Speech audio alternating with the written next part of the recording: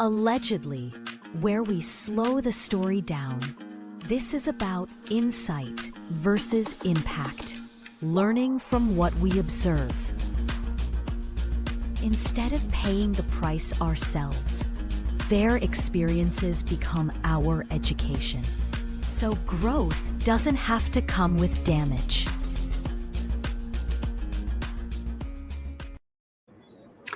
So hello, thank you so much for staying with us. This is episode 40. Allegedly episode 40. So this is allegedly episode 40. I am Coach Racquel, and let's begin. Okay. So for today's allegedly, we're reacting to the internet, ownership, accountability, and personal choice. All right. Now, if you see me look over here, it's because I have my script over here, and let me be clear. I want to maintain the integrity of my podcast and the integrity of the stories. And I want to make sure that when I'm expressing myself and when I'm relating the stories, that I'm doing it in a way that's responsible. And that's why I have a script to keep me focused and on target. All right. But this is my script that I prepared. But let's go.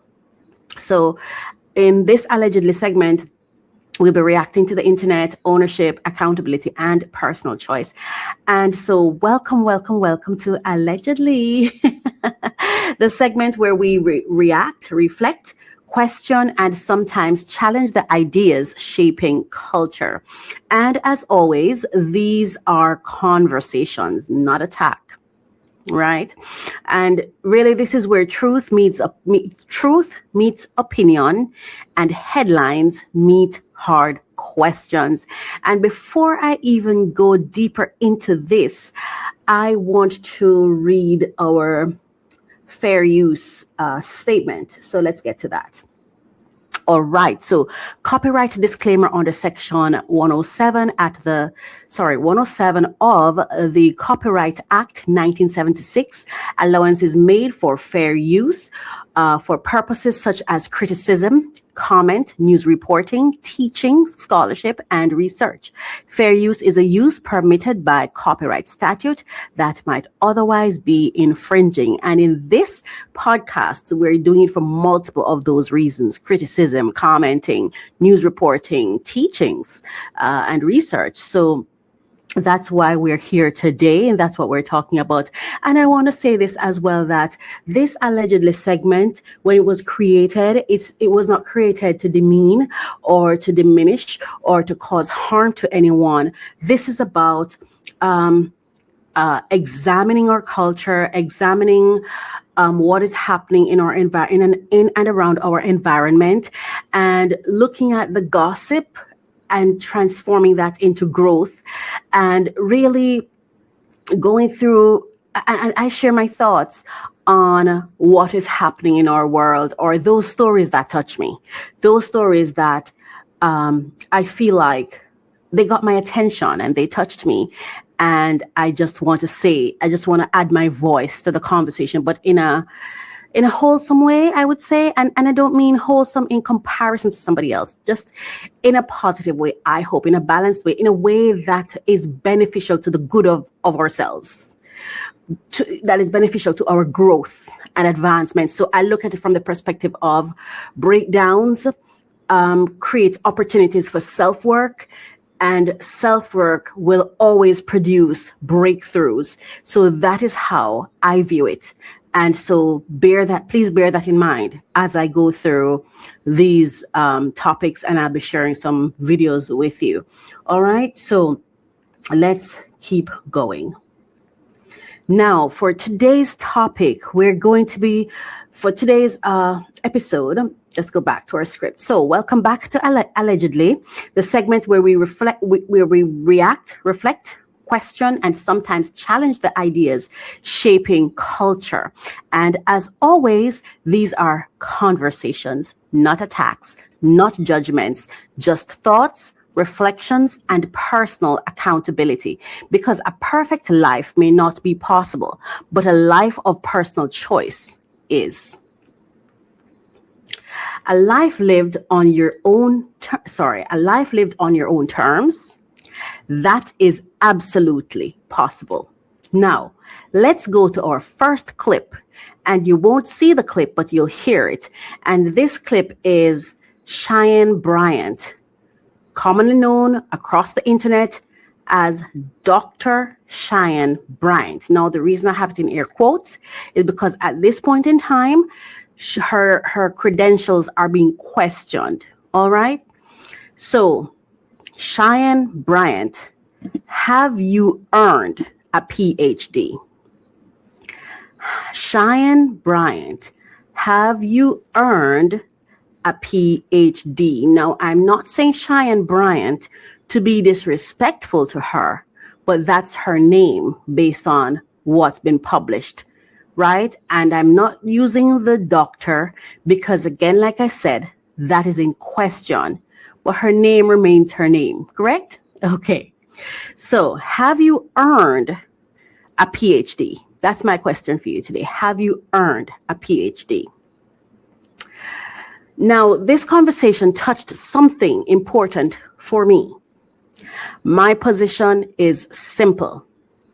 As long as a resume is required, credentials matter in today's world. I believe that we were all born. I was listening to a clip on TikTok, and the young man was saying, nobody needs to teach a fish to swim.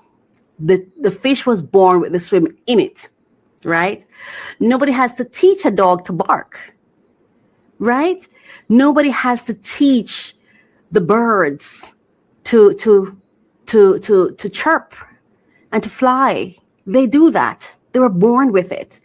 I do believe that human beings were also born with natural gifts and natural talents. And however, the world has this construct that it has us all operating in, and we're all subjected to these operational rules and guidelines and systems, right? And so if we're going to be talking about service to people, there has to be some degree of fairness and some degree of common requirements across the board, right?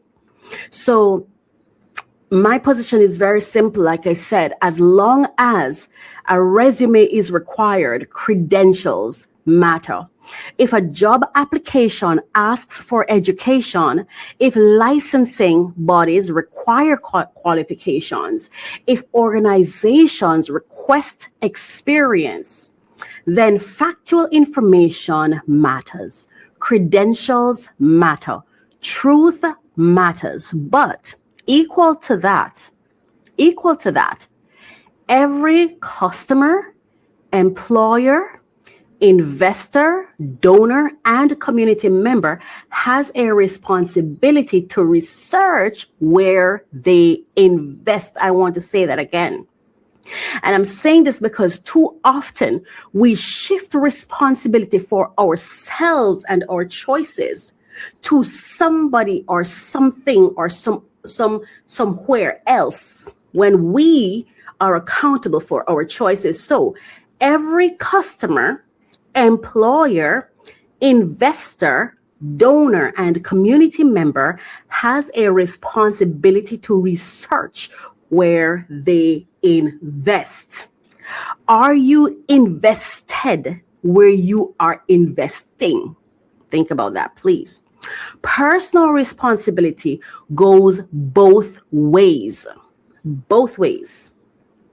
right?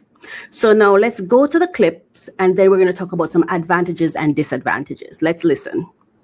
3 doctorates, a master's degree. Hold on, hang on. I ran into 6 degrees, 3 doctorates, a master's. I have never heard anyone who've earned any degree or any accomplishments or any achievements that they've earned. I've never heard somebody say, I ran into it. See, we have a responsibility to listen, because I really don't think this lady lied. One of the issues I see that we have is we're trying to convince the devil, and I'm not saying she's the devil, just in general. We try to convince the devil to believe what we believe so we can feel comfortable and justified in associating with it. We have this tendency to go around wanting people to believe what we believe, as though we can't connect, or we can't have conversations, or we can't coexist without people believing what we believe, without people being who we want them to be. And I think that is the threat that we face. That's the threat, the major threat. Because if we go around thinking people are who they are, I expect them to be who they are, I pay attention to when they tell me who they are, then it's just information. It's just information, and then I can make wise or informed decisions and choices. But no, we're busy. Like, I hear everyone saying, this woman, she needs to do this. She never came and say, hey, hire me because I'm qualified. She never said that. She never came and said, hire me because I have all these credentials. She never said that either. In fact, she's been telling you the entire time who she is.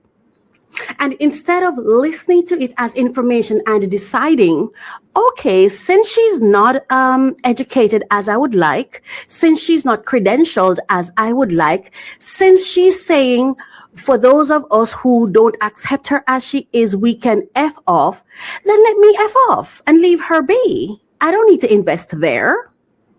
She can exist as she is. We say, the Bible say, let the wheat and tares grow. So why do we keep going around trying to convert everything to be wheat or tares? What are we doing? We're not God. We're always trying to play God. We're not God. Anyway, this lady said, I ran into 3 degrees. She ran into it. There's this movie called Chicago. And in the movie, there's a part in the song where the lady said, he ran into my knife. He ran into my knife 10 times. He ran into my knife 10 times. My interpretation, I didn't kill him. He killed himself by running up on me. I didn't deceive you. You choose to accept me. I am telling you, I ran into 3 degrees. I've never in my entire life heard anyone who worked their ass off to achieve anything present it that way. Now let's continue. Degree, a house at 19, my first home. I ran into 6 degrees, 3 doctorates, a master's degree, a house at 19, my first home, a daycare at 19, 3 retail stores on Merrill's. Well, damn, you was a professional student. It's very simple. I went to a school, Argos University, completed an entire program. I went back online to get my official transcripts, because I was applying to a law school many years ago to be a professor there. And I had to provide my transcripts, right, to get hired. And I went to contact the school and say, hey, I need my official transcripts. I need my entire thing. And there was no school. I was like, okay, I'm confused. I Google. It says this school has been shut down. I said, oh, well, they got to have records. I mean, you're not seeing the video. I'm sorry about that. But she did that. First of all, for me, and I'm not saying this lady's lying, but we have to use wisdom. We must use wisdom in our lives as we live, as we make choices. I would never have contracted this lady for anything. You know why? As she's talking, all I'm looking at is her eyes, and she doesn't have safe eyes for me. She does not come across with safe, honest eyes for me. And it's something that I've always noticed. I always notice her eyes just look like they're under stress. They just look stressed. You know, they don't look like someone who's happy and relaxed and talking to me. That's just my opinion, right? Also, there's a thing she does where she lips her lip. Have you ever seen a snake? I'm not saying she's a snake. I'm not saying she's a snake. I don't know this woman. But that's how a snake behaves, with the tongue, wagging it across. She's not licking her lips, so to speak. Just, no, I'm no body expert or anything. I'm just decoding for myself, because I have a responsibility to myself when I'm going to engage in any kind of relationships or business with anyone, right? I'm just saying, to me, there's so many signs here that says to me, make sure this is what you really want to do. Who is this person? What are they about? Before you hire them, before you engage with them, before you believe what they're trying to tell you, before you accept what they're saying as facts or truth, You have to evaluate. You have to pay attention. Look at their actions, their bodily movements. Their movements, right? Watch them. And I'm watching her eyes. And in my spirit and the energy that comes from her, for me, is something is off here. I don't have to know what's off. I just know something's off. That's enough for me to know. Do not invest here. Leave. And if I'm not investing, what do I have a problem for? Who is crying? There's one person who I hear come out saying that she was negatively impacted by having hired this person. Now, I think that if there are people practicing in certain areas of business, there are always governing bodies to those businesses. For me, let the governing bodies handle it, because it requires evidence, it requires testimonials, and all of those things before I can start saying, oh, this person should not be allowed to practice or not. But as far as I have heard this lady, I am not yet hearing a lie. She's been her actions tell me who she is. Her words are telling me. She said she ran into 3 degrees. Why would I go to that? Why would I want to choose a psychologist who ran into their degree? So she can run into her degrees. She has the right to exist. She has the right to do business, to hustle, to make money, to survive in this world, right? But guess what happened? She's not going to hustle me because I'm paying attention. And if I slip and she hustles me, then I forgive myself and I move on. Because the truth of the matter is I've not heard the lie yet. She's been clear. But you see, we hear what we want to hear, and we complain that we didn't hear what we're supposed to hear. You're supposed to hear it, receive it as information, and move with wisdom accordingly. Stop telling people what they should be, how they should be, what they should say. That's irrelevant. Listen and receive what they're already presenting and use that to make your decision. That's how I live anyway. I'm not telling you what to do. I'm just saying that's what I feel that's how we really should approach things. It's information. Let's continue. They were accredited when I attended the school. They were accredited when I finished the program. I go and look, there is a third party that has the records. Why contact the third party? That third party only holds records for 2 years. A parchment now holds all of the documentation from every student that attended that university. Let me say this, because you see, all this, whether or not, this is what I think is base level. I cannot imagine a person on earth who paid their money, who did the work to earn any degree, and then it disappears, and they treat it with they're flippant about it. I've never seen it. Most persons I know who've earned a degree value that degree, because we understand it's not because I did not go to college because I wanted to. I did it because I felt I had to, in order to get the credentials, the resource, the proof, the evidence, the requirement to allow me to walk into rooms I want to walk into, to achieve things I want to achieve, to get the job I want to get. You see, the degree is not something one just walks into just because. No, there's a definite goal in mind. There are intentions in mind. So there is no way. I've never heard someone talk about their degree so flippantly and, oh, I can't get my credentials and that's it. Let me tell you something. I'm going to wrap this up because it is pretty simple to me. We have a responsibility to receive information, then make wise choices, informed choices. And when we fail to do that and instead get busy complaining about people, and some of us who are complaining, she's never impacted. See, but it's not, she did not position herself on our television or in our minds. We chose to watch what she was saying. We love excitement, but we have to ask ourselves, what gets my attention? Am I invested where I'm investing, or am I investing where I'm not invested? Yeah. Do you find that the things that capture your attention or that get your attention, where you pay your attention, are in places and spaces and with people who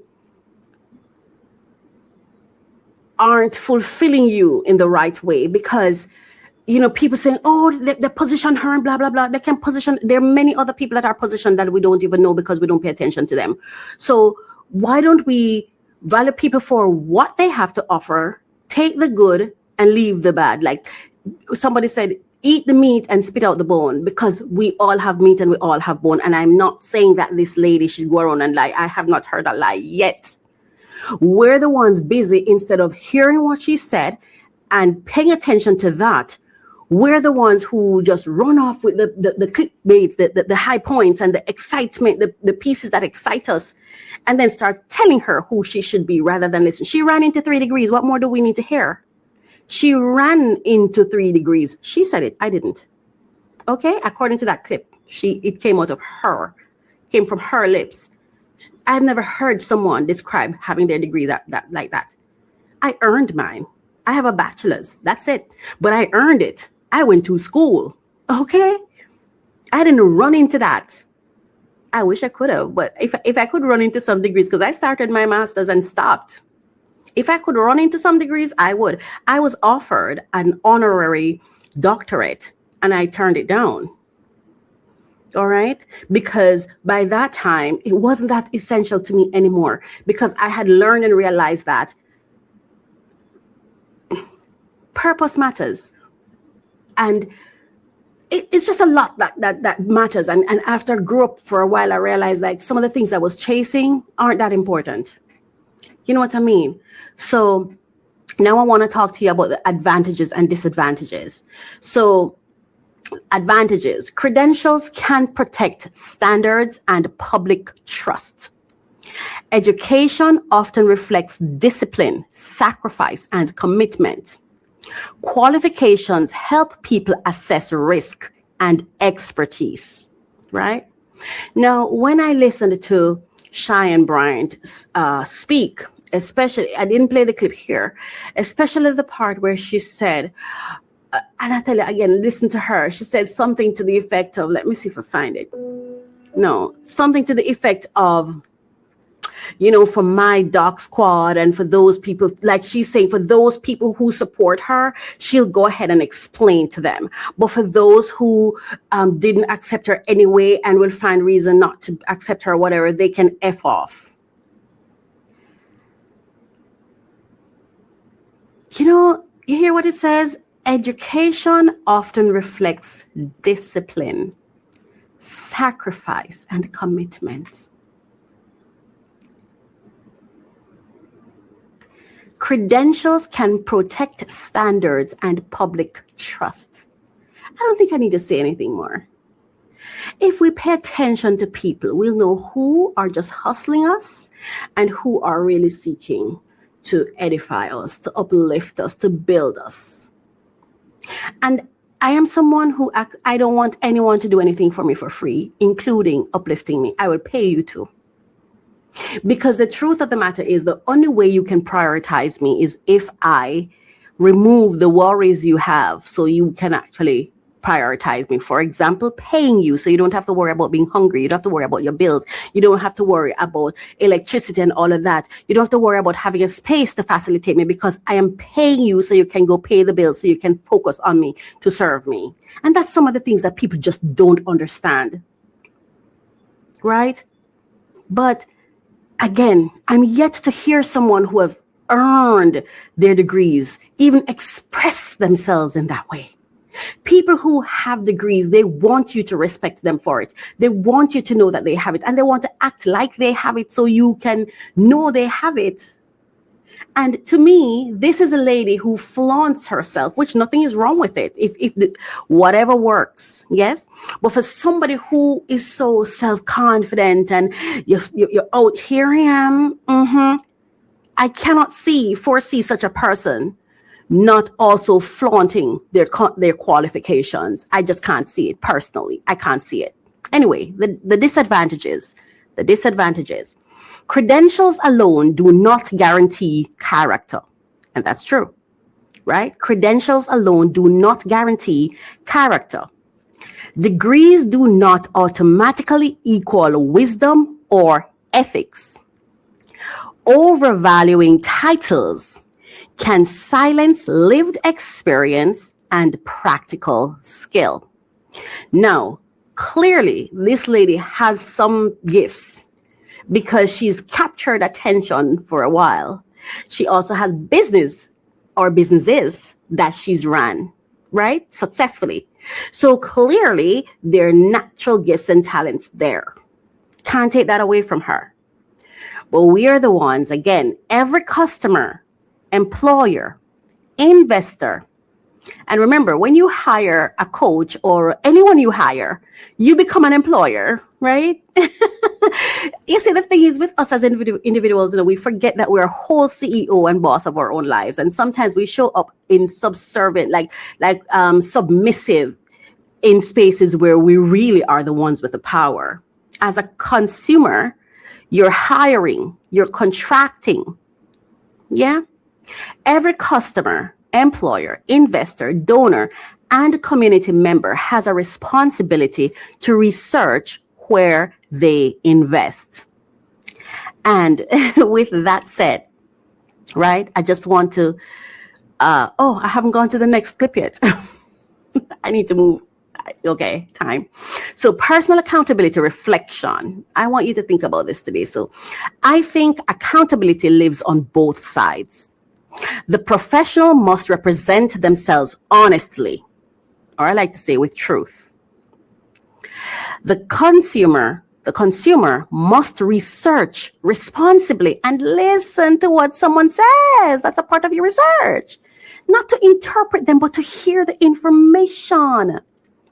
The consumer must research responsibly. The institution must verify appropriately. And the public, we should learn not to outsource our thinking.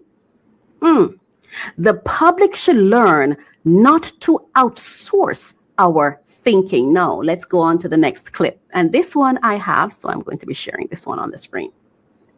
So this one is Devale Ellis on group economics. I hear this, but it is difficult to make it on your own, even if you're a high earner. Don't go out there and try to pay all this rent by yourself. The easiest way to make it in life is group economics. In order to make what our parents made in the 90s, like 6 figures. So pause right there. I like this topic that he's talking about. And so this one hits me differently because what he describes in many ways is the ideal.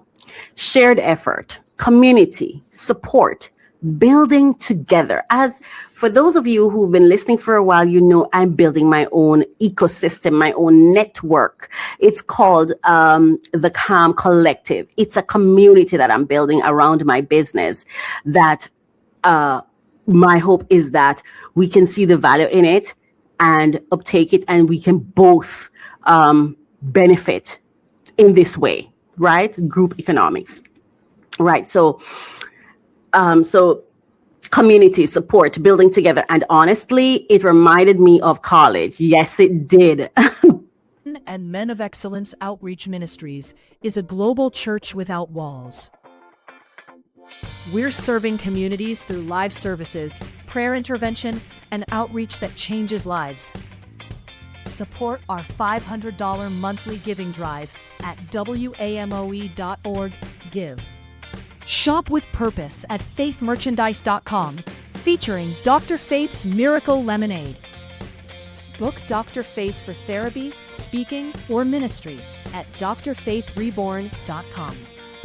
Grow through professional connection and vocational training at theexcelproject.com. Subscribe to our monthly newsletter and follow us on socials at WAMO Ministries. Become a great motivator. Help us empower minds for success in the kingdom of God. Welcome to mycoachministry.com. We're on a mission to empower 1 million purpose-driven entrepreneurs, turning calling into currency. Through strategic coaching, we guide visionary leaders, brand elevation, and creative empowerment, helping leaders break barriers and own their identity. Build impactful, wealth-generating brands that echo across generations. In college, right?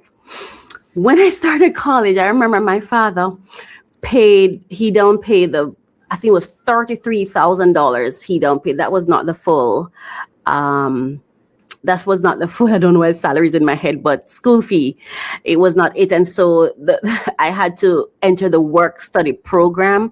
And I remember when I started, the first job I got was in custodial services, that is cleaning and all of that. And I remember like you cleaning the classrooms and the bathrooms and stuff like that. And I remember the first time they sent me out on a job, and I want to say to the person who was so amazing to me, we're not close anymore, and that's okay, because relationships serve their purpose, and sometimes some of them last and some of them don't, but it's a relationship I will always value. I will always value her. I will always love her for it. And I remember the first one we were to clean a bathroom, and I could not handle it. It was very difficult for me. And I remember we went and she was there, and I remember we made this agreement. She said, all right, help me study and I'll do the cleaning. And that was where it started.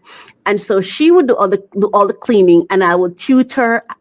She'd be cleaning and I'm reading her textbook to her, and I'm having discussions and I'm helping her. So because I helped her with all the other exams except math, because she was fantastic with math. Like, she's a math teacher now. Like, when I tell her she loved math, she's great at it. But when it came to the other courses that she had to do, helped her through all of that. And in return, she helped me with the cleaning. She helped me with the economics. She was the one who sold things. Without her, I would have had no home. As a matter of fact, when I graduated from university, I had nowhere to live. I was going to be homeless. And I remember that night I begged. When I tell you I begged, I was begging for about an hour or two.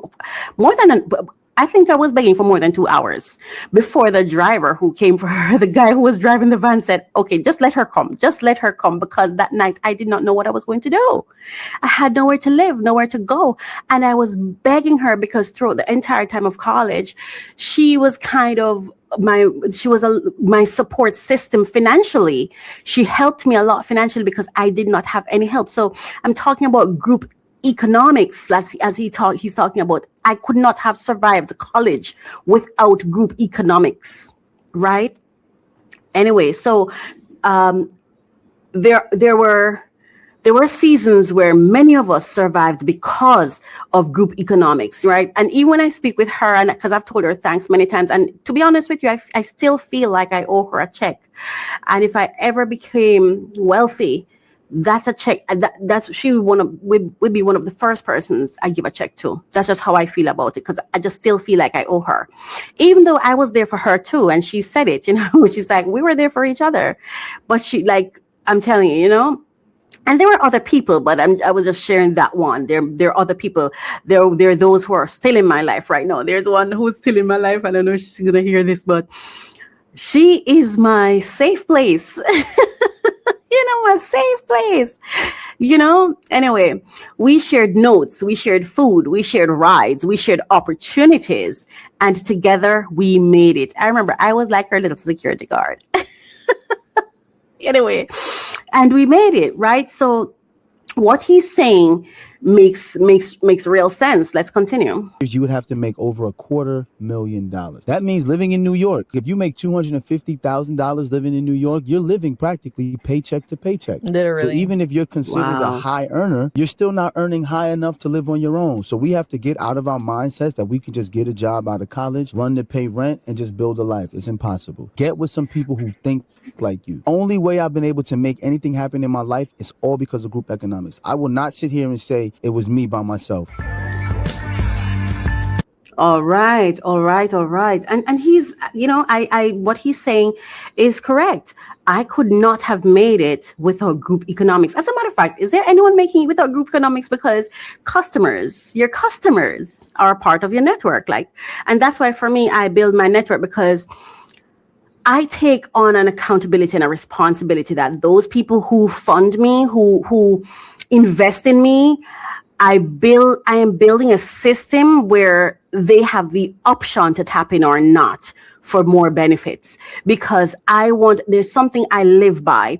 If you pay me $1, I commit myself to delivering the value of $2.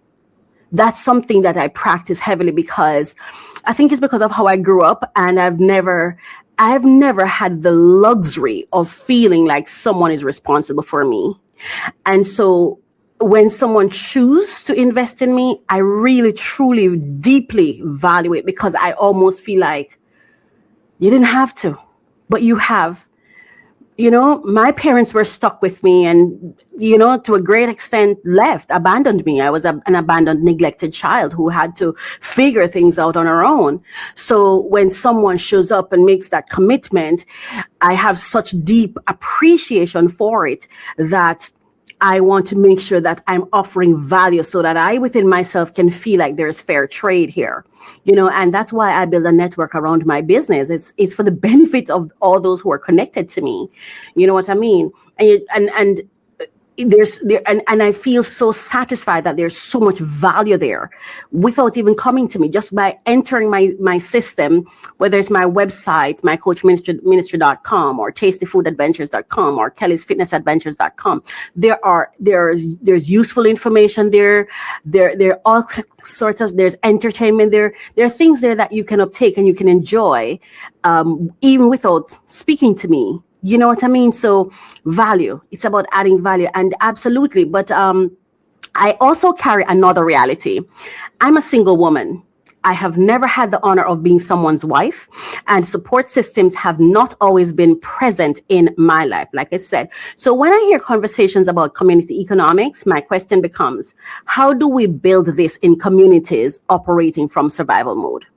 How do we build this in communities operating from survival mode or operating in survival mode? How do we do that in a way that is safe for everyone? When hustle culture is everywhere, when trust is low, when people fear scarcity, how do we rebuild real connection? How do we do that? How do we do that? Because I think those things are equally important, right? Anyway, group economics reduces pressure. We're going to go through some advantages and disadvantages. So advantages, right? Group economics reduces pressure on individuals. Shared resources can accelerate growth. Community support increases resilience. This makes me so emotional, because I'd love to have a community around my physical existence, if that makes sense. And I've never really had it, and I don't even know how to. I wouldn't even know how to get it, Anyway. Unequal contribution the disadvantages. Unequal contribution can create resentment. Trust issues can damage collaboration. Survival environments may prioritize money over relationships. Yeah. Personal accountability reflection. Community matters, but personal responsibility still matters. People cannot pour from empty cups. We need healthier people to build healthier systems, to create healthier economics. Now, our final clip. And this is an actress that I really, really like her. I first met her on Lincoln Lawyers. Yeah, Lincoln Lawyers, something like that, or Lincoln Lawyer, something like that. The name of the show on Netflix. that was where I saw her for the first time. And then I went to research her and found out that she was on America's Next Top Model and so on. But I love her. She have the head wrap thing. And I'm a head wrap girl. I don't know why. Like, I feel the most beautiful when my head is wrapped, when I wrap my hair. I feel the most myself when I wrap my hair. Yeah. Let's go. This is not our language. That- We're all speaking white. This is not our language. We're all speaking white. This is not our language.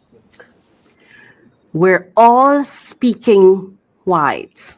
Listen, if you're on my Facebook page, and if you've been on my Facebook page for a while, you'd have heard me talk about the English language for a while. Funny enough, I never necessarily saw it in this way. We're speaking white, but I've always known that English was supposed to be a tool. And I feel like we have, it's like, let me put it like this.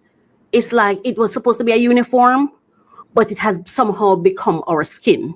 It was not meant to be our skin. It was meant to be a tool to achieve a certain goal. But now it's like, if you're not speaking English and speaking it a certain way, then, like recently I heard that I'm in Jamaica, I'm Jamaican. And recently I'm hearing where they're saying the language, the language or the tongue of the people is no longer welcomed in the parliament or the room where governance happens, or where laws and governance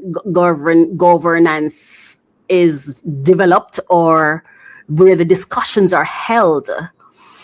And so it's almost, to me, it's like you're saying, I feel like you're saying you're not you have no sovereign here. If that's what you're saying to the people, because you're saying to them now, you will have to interpret what we say. So there's a barrier there. It even come mighty close to feeling like ostracizing, marginalizing, demeaning, and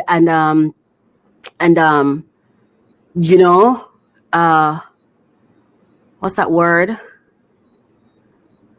Disregarding, people. I'm not saying that's what it is. I'm saying it comes mighty close to sounding like that for me, because now you're saying to understand us, you will have to go get an interpreter, or you'll have to go transform your language so that you can understand with directness, or that at first-hand account, for you to have first-hand account understanding. So that first-hand account understanding is being removed. So now you'll have to get an interpreter, or you're going to have to become an interpreter so that you can get the basic understanding of what of the leadership and the governance of the country where you were born. It's a weird thing. It's a very, very weird thing for me. Like, I don't know. I'm not saying this is what it is, but it almost says to me that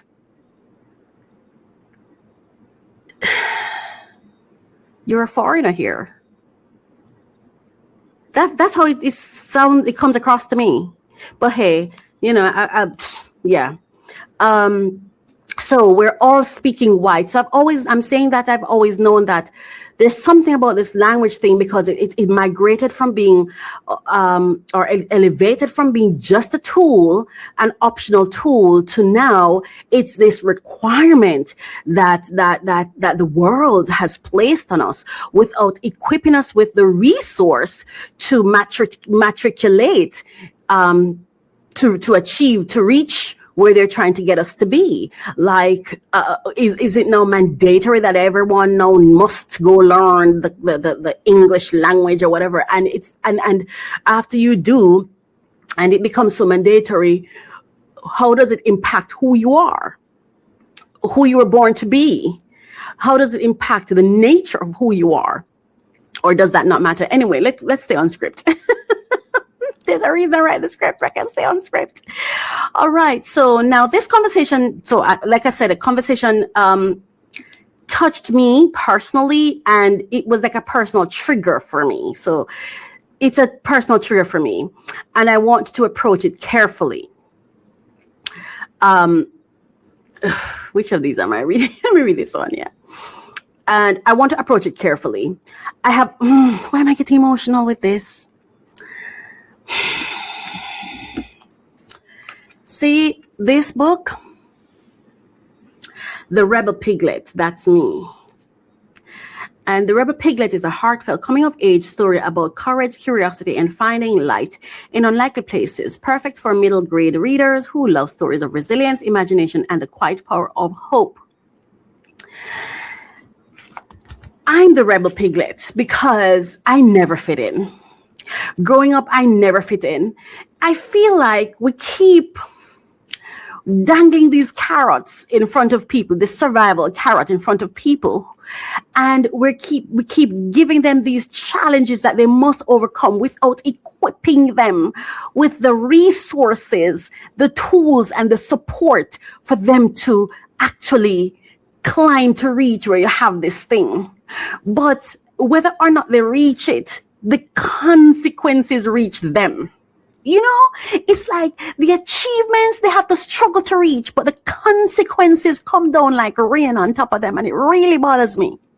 You know, anyway, I have often struggled with the idea that language, something designed as a tool, can become identity. In my opinion, language shapes perception. Words create images. Images influence assumptions, and assumptions influence behavior. I don't know, I'm getting emotional. Sometimes I wonder how much of what we think begins at the sound of a word, because language can organize, but language can also condition. And then after we go through all of this, we're still criticized. Perhaps as Cheyenne Bryant felt she had to present herself in a certain way, because though she knows she has natural gifts and talents, she will still not be accepted in the room unless she grabs that carrot. And survival sometimes says, by any means necessary. I'm not agreeing with what she's done because I don't know enough to know whether or not I agree. Anyway, here are some advantages. Shared language improves communication. Well, I don't think it improves communication. I think it improves connection. Standard language systems help education and administration. And again, what is education? The fish does not have to learn how to swim. It was born with that capacity. Common language creates access across cultures. Yes. A standardized language system helps the sharing and accessing and interpreting of information. But I believe that education does not require any language, because if education is about learning, then we don't need language to learn. As a matter of fact, I remember my niece at 3 years old, she said to me, "Auntie, there are 3 L's in learning, and talking is not one of them. Look, listen, learn." We don't need language for that. Disadvantages. Language dominance can overshadow cultural identity. And I will extend that by saying not just cultural identity, but creator identity. The intention of God when he created someone. I think language dominance is interference in God's business. Yeah, by all means, introduce something, but to make it dominant, to make it mandatory, to use language as an invisible wall to ostracize and marginalize and kick people out so they cannot have first-hand understanding of something should be criminal. Every language outside of someone's natural tongue should be something that an interpreter it is something that is interpreted, and therefore by virtue of it having to be interpreted, it should not be primary. So now, anyway, so language dominance can overshadow cultural identity. Words may carry hidden bias or assumption, not just may, they do. Uniform systems sometimes reduce diversity of expression. It's like controlled expression. So the personal accountability reflection here, I don't believe the answer is rejecting language. No, absolutely not. It's an excellent tool. I think the answer is awareness, questioning, learning, choosing intentionally, because tools should serve people. People should not disappear inside the tools. That's it. People shouldn't disappear inside the tools. Thank you, Yaya, for that. Thank you for that. Let me hear what you said after that. Wow. So what's the big deal? But they I have never quite heard it that way. They don't think so. I have never quite heard it that way before, because it's always been about the Come information. to me in Kiswahili, then we can have a conversation. Come to me, I'm learning Yoruba right now. Then we can have a conversation. Because I'm trying to understand the pre-colonial mind. But how do I do that when all I know are colonial languages? That affects how we think. Yeah, of course. You know what I mean? That is powerful, because you just broke, that's just going to break the internet, first off, because It's not just control. It's not just affect how we think. It controls how we think. But I'm going to move on, because this is a very emotional topic for me. It controls how we think. And just imagine the impact of thinking on the rest of our lives and the outcomes of our lives, on success. What's the role of thinking and how it impacts the rest of our lives when it is taken from us? Anyway, so today we talked about credentials, community, language, identity, economics, accountability, and through all of it, one thought stayed with me. A perfect life may not be possible, but a life of personal choice is. A life lived intentionally, a life lived on your own terms, that is possible. And maybe accountability is not about perfection. Maybe it is simply asking, did I choose consciously? This has been Allegedly.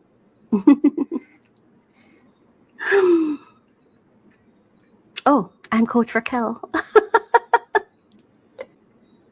So I just want to ask this. So I just want to ask this question, and it may sound silly, but I'm not afraid of being stupid or sounding stupid. If someone else determines how I think, if my thoughts are influenced by somebody else, am I responsible for my actions? I'm just asking. Thank you for watching. Allegedly. I'm Coach Racquel. Unlock your potential every Thursday with our podcast, Refresh, Relax, Renew. Join Coach Racquel as she guides you through personal development journeys. Each episode focuses on actionable steps to enhance your personal journey. The podcast features 3 main segments to keep you engaged. We start with discussions on trending topics relevant to your growth. Then we unbox solutions to common challenges we face daily. Finally, stay updated with fresh funding opportunities each week. Tune in every Thursday for new episodes, and see you there.